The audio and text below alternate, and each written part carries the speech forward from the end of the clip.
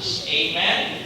At sabi po ni Benjamin Franklin, ako, ngayong 2026, every New Year, because every New Year is a celebration of God's love, every New Year is a celebration of His salvation, every New Year is a celebration of His reconciliation. Uwi? Yan dapat ang sentro ng ating pamumuhay sa araw-araw, samantalang hinihintay natin ang pagbabalik ng ating Panginoon. Benjamin Franklin said,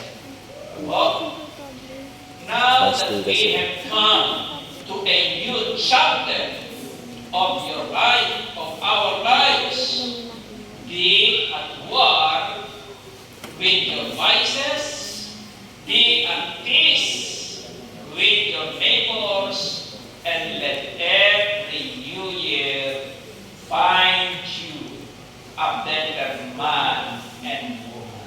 Amen?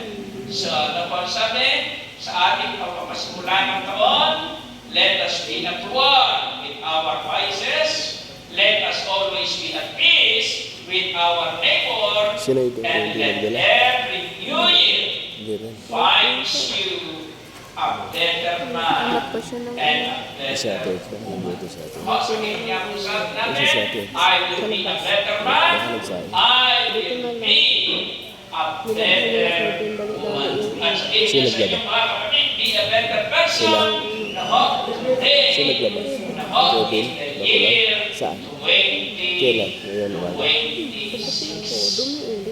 Ang sabi nga po sa atin ng mga magagaling na mga manunod, if you don't change your habit this year, 2026, you don't have